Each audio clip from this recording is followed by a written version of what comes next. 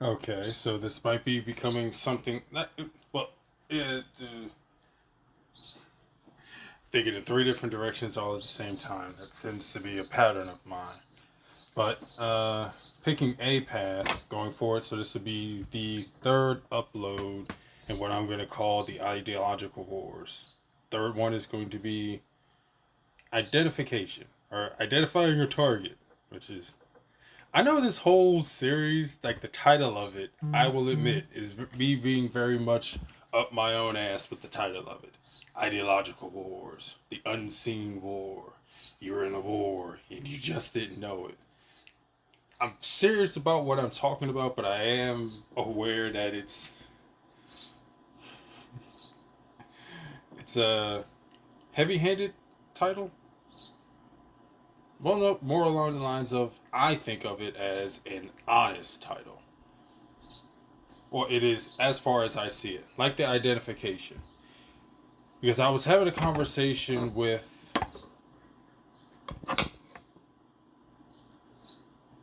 you know what? It's like not enough about me is known for me to care. It's my other thoughts along this lines would be you're not a target, you're a statistic. Like as far as governmental, that's where the qualifiers should come in. As far as governmental surveillance is concerned, you're a statistic, not a target.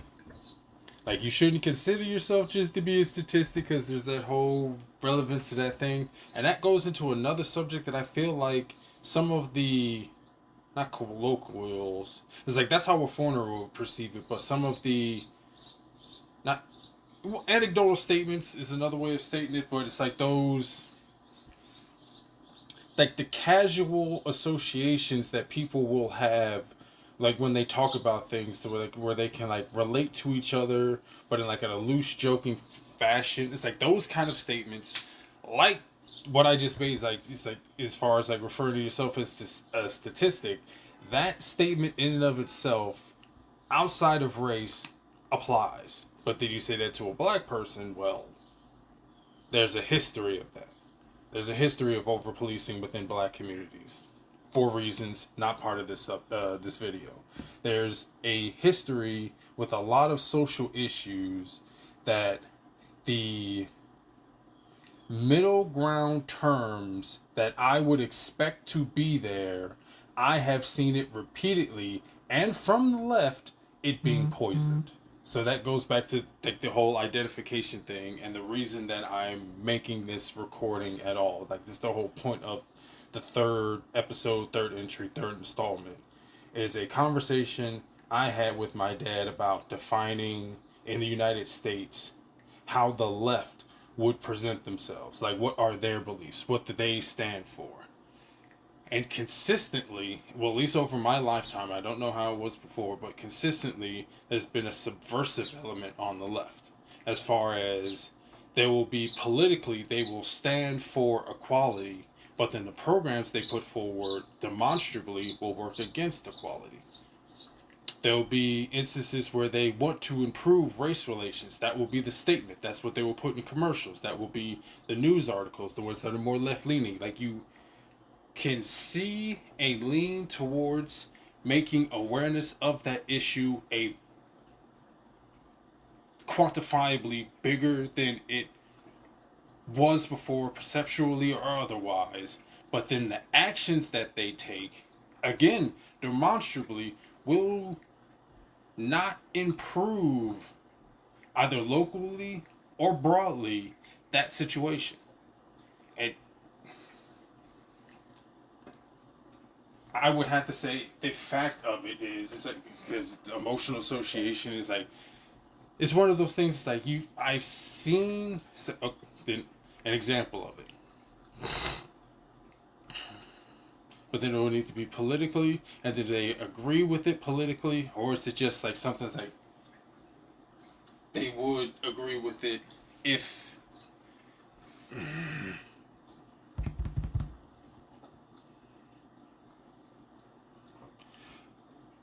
it's gonna and okay, and it might come down to, and a lot of my hesitation is probably coming down to like me overlapping, connected, but they're not easily observed facts, because statistics is like, what are they? Lies, damn lies, and statistics. A reason I've heard that is like an association I've come with, I've come to in relation to that is that if you have someone talking to you and they're mentioning a statistic, likely is to get you to think a specific thing, not really to get you to think about the statistic or what it means or how like that information was gathered. What that actually bit of information means is not what they're trying to get you towards. They're trying to get you to think a certain thing because of that statistic. Like its existence in and of itself is supposed to have weight instead of the reason that it's there, the why being its significance, its presence is its significance. Like you should never have a disproportional wage gap. You should never have a disproportional distribution of the paychecks of men and women in the same field. The assumption. The actuality of that is the individuals going into it, their choices do affect their paychecks in ways that are not covered in just stating that statistic. But the people that state the statistic are stating it as an example of a injustice or a discrepancy. But then you look into the statistic and the why of it, and you come to the conclusion, it's like, okay, did you know that this is actually why it's happening? That the correction that you put in place won't address this root issue. Or won't address the root of the issue.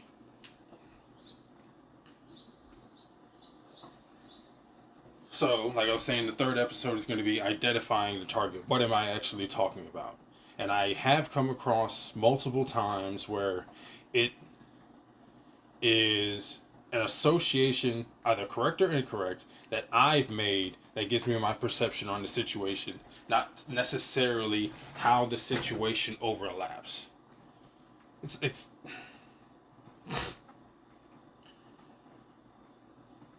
kind of like that. Like there's a tint to my eyes to begin with. So I'm not going to see a color the same way somebody else sees a color. It's like what is green? I think it's red and blue. No, that's purple. Let's just go with purple then. Red and blue is purple. If you already have a red tint to your eyes, all you need to have is the blue color on something and you'll see purple. So it's in that same way. Because I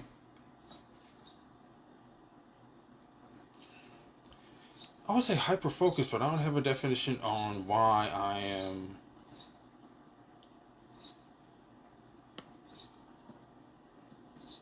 looking at political economic. It's why I'm looking at things the way I am, and why I've named the series the way I have, and why I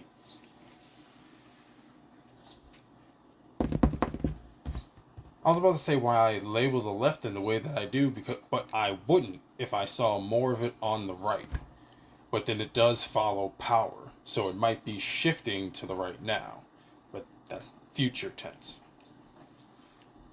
So it's not inherently a left-leaning issue, but it is an ideological issue, and it seems that whatever.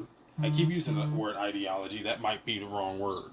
But whatever pattern of thinking is at the root of the issues that I am thinking about, where they are subversive, where they hate their enemy but will smile in their face, where they are, for want of a better word, tricksy and false. They're lying. For want of a better word, they are humans that believe that they have possession or knowledge of the absolute good, and anyone that works against them is evil, even if they never say it. They won't say they're dealing with demons, but the way they talk about people, you think there's something off about them. And it seems to be heavily on the left now. There may have been some of this on the right with the satanic panic and all those social flashpoints. But this seems to be a different one. No, this seems to be one that is like those, but on the left. No, ideologically, politically left, economically left, because more liberal. So maybe that's a better word, liberal, because that will encompass more social issues as well as political issues. So, okay, it's more so with the liberal mentality of a open border, open culture, opening and acceptance kind of mentality that in its extremes has led to a fetishization of the outside, of the outgroup. And I think that's more what I'm talking about. Is that more intellectually decadent class where they think just because they have the, and I do the same thing, but that's the thing is if it is good, okay, then it does come down to my mentality because it's a thought that I've come across with religion as well. If you have the truth, if the Bible, Christian Bible, Jewish Bible, Muslim Quran, and Jewish Torah, whatever book you want to go with, if either one of those books was true, you could have people leading that example, living that life, and never mention God, and they would get closer to God. By following by people emulating their lifestyle, if the people doing the emulation and living it and the people copying it never were to talk about God, and that was the truth, it will lead them closer to God. That fact not being the case, where you always have to talk about your sacred thing, there was a point I was making there and I completely fucking lost it. But that's like my observation of religion, I think also leads into my view on the left. That they're acting very religious in their actions. They're acting like deifiers in their actions, but they're not saying what they've deified. What they put up as their absolute good. And it does seem to be where it's the liberal mindset of equality, openness, and fairness. But without their practices actually leading to a more open, more free, and more understanding society.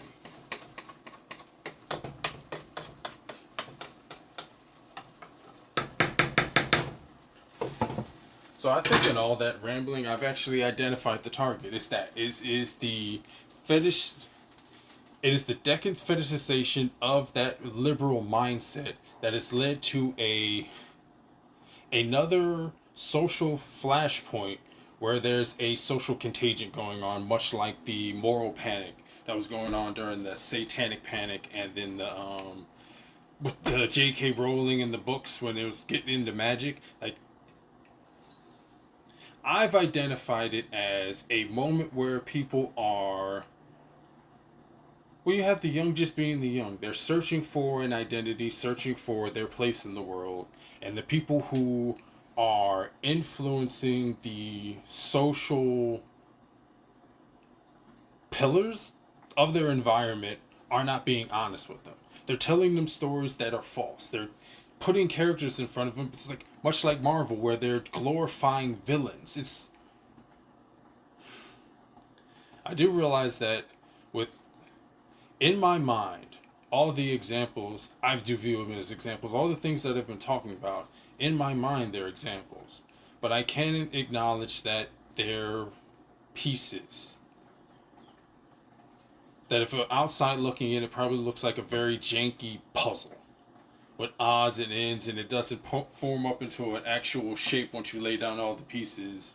For whatever reason, there's a jagged piece on the outside. Like, all the pieces slot together, but they're not that perfect picture like you would typically see with a puzzle.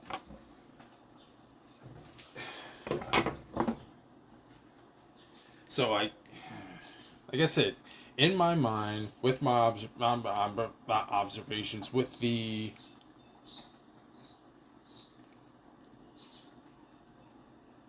just another way of saying observations, I would say the things I've seen across my life. But it's also the things that I've seen and the associations I've made towards those things has given me the view of politics that I have. That there is a ideologically driven social rot on the left that has led them to being very religious in their association, but what they think of as good and evil, but then without an understanding, no, without a reflection on that.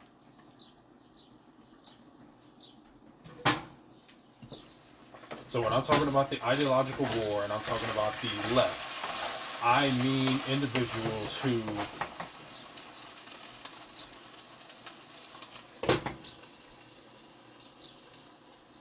may not be saying that they are working towards the greater good, but everything out of their mouth is shoulds, oughts.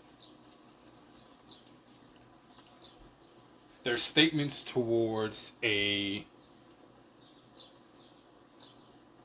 not a pattern. Their statements towards a definitive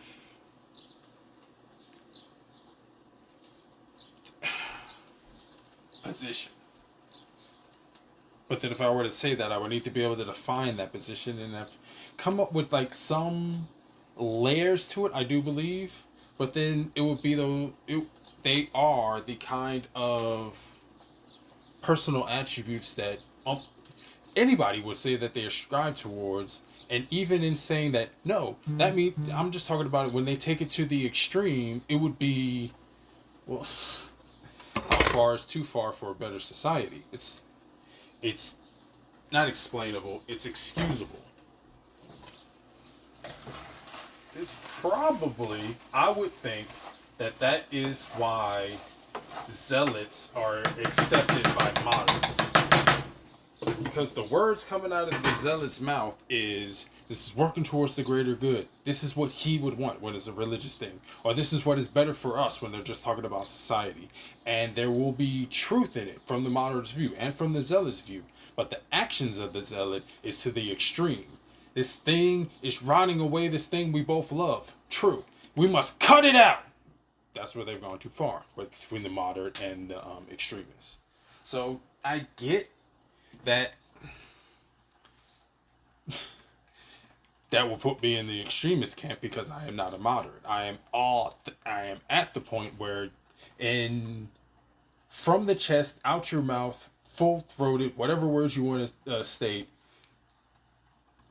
not rebuttal, condemnation of the political, social left, the liberal left needs to happen. Because it's, in the very least, it's not really a mindset that is talked about, but is one that is shared. At least in its shades and degrees. If you have a teacher, most likely they're liberal. If you have a social worker, most likely they're liberal. If you have a postal worker, most likely they're liberal. It's a very, I think ubiquitous is the right word. It's a widespread mentality. And not because stating that with everything that I said before isn't an indication that that mindset itself is bad, which is why I pointed out the decadent part. Like I believe that at any point where humans become successful, they do become decadent. They become lazy in their opulence, which isn't really something that can be or should be identified as things going wrong. Because you would want people to celebrate and enjoy the stockpile that they put up. Like if you've stockpiled a particular thing for winter, and for several seasons you've had moderate winters, it's understandable for you to loosen up the controls on that stockpile a little bit, throw a party. It's stupid, but it's understandable. So, in the situation that I'm talking about with the left, with the move that's happened, Trump coming into power, and it being not talked about, but then also obvious to me with observations that I've made, that the key lesson, that opulence, that decadence being pointed out, isn't happening. And it's just, in my opinion, going to give rise to that rot that I'm trying to identify, shifting from the left to the right. Because it follows power. It follows whatever avenue will be able to, because it's humans. It's an avenue that people will follow that gives them the easiest access to power that they can have, so that they can exert more power and control in their life. I believe that it all stems from you're born powerless, and then at some point you gain power or observe power being used. And then that's kind of a decision, like a moral decision you have to make in your mind. What are you going to do about that? That's all broad spectrum, airy-fairy bullshit that I'm pulling out of my ass. I think it has some importance somewhere. So yeah, third episode of trying to identify the exact target I'm talking about when I mean the left. It's not necessarily the left, because you can have a liberal, right-leaning person. You can have a person who is more... Because it is something that goes both left and right. An understanding of fairness, an understanding of wanting an equality between people, but it does seem like, and it, not in its extremes, but at least in how it's playing out in society, it's the left wants equal outcome, the right wants equal opportunity. And only one is going to actually help people, because you can't have your finger on the scale when you're outside the situation where like your influence is affected. Like you can't have a federal system for healthcare be effective in every instance on a state level. At some point, there will need to be a local element that reinforces just natural gaps in the ability of the federal government or any federal institution to be able to regulate things in that particular state. Because when you have someone who lives on a hill, they are not aware of what's going on in the valley. And vice versa. It's people living in the valley have no idea what the guy on the hill is thinking. So you need a closeness, want of a better word. You need the people who are affecting the issue to be elbow deep in it. And as I think about that idea more, I'll probably be able to come up with a better, more articulate way of explaining what I'm thinking. But I think I've summed it up there.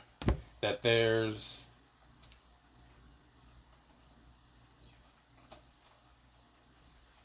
It's not so much that people do have a need to deify. But it's not that they deify that's the problem. Like, it does seem to be communication, but if you are stating something and it is true as you see it, you may think you're talking, much like I'm doing right now, just spouting my mouth off. But you're not. You're like what I'm doing. You're talking at a wall. You're speaking into the ether. You're expressing yourself, yes, but you're not having a communication with someone. You're not communicating with someone, because that is reciprocal. There needs to be a give and take. Like, you need to say something, be heard, let them form a response, respond. You be quiet while you listen to what they say, then you give a response. All those steps need to be taken. Maybe not in that order, maybe not exactly explained like that, but that's given a broad stroke. A broad spectrum. You would think as much as I talk, I would be better with words. But it gives a broad overview of what I mean. So yeah, I think I have, it's... Because anybody can be, it's also a characteristic of what I'm talking about. Anybody can be just honest about what they believe. But to me, it seems like on the left, the liberal side of it, they have a tendency that even if you identify what their actions are aiming at, what they are aiming at by their actions, by their intent, even if you leave out like what is actually happening, like they won't stay as like, yes, that's something I want. It'll be more of like that royal we shit. Isn't that just good for society? Yeah, but there's a problem because the way you're doing it isn't leading there, and it's actually working against it. Oh, you just hate that thing. I'm conflating statements, but this is typically how there's no discussion, different word, critique of the left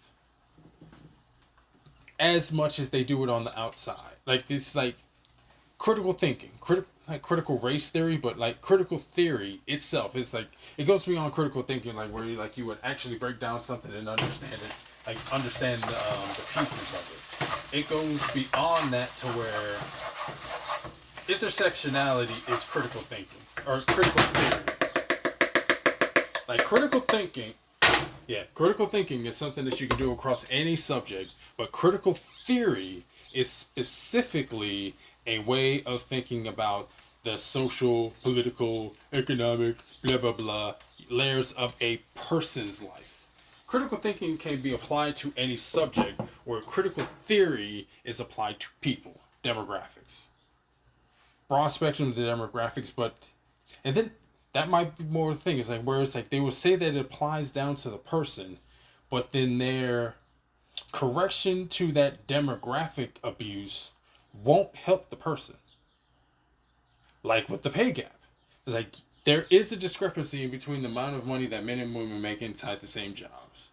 Now, coming in top down and just either boosting women's pay or depressing men's pay isn't going to necessarily equalize it. It will equalize it on the spreadsheet, but it won't actually get down to the root cause of the issue. It's that kind of problem is what I'm pointing out.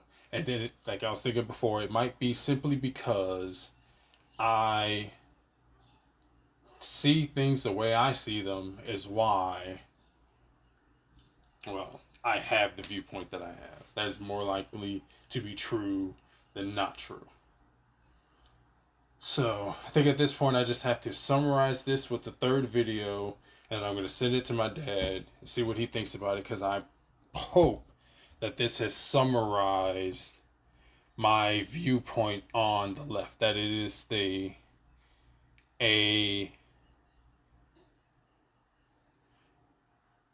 like subversion is the tactic. I think it's like decadent liberal left, ideologically driven decadent liberal left. It's like, so ideologically left leaning, ideologically decadent, as in they've had like either won power or had power afforded to them, but then with that power have just,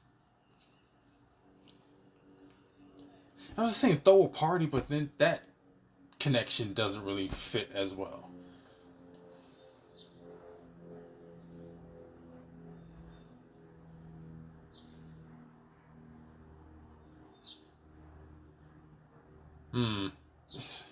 Okay, I gotta go back to it. Like, I hope my statements so far in this video have summed up my thoughts, because I don't know where to turn from here. So I'm gonna save the video and upload it like the rest, and then send it off, and hopefully the summary works.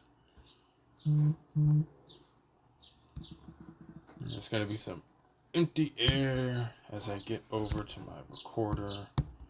And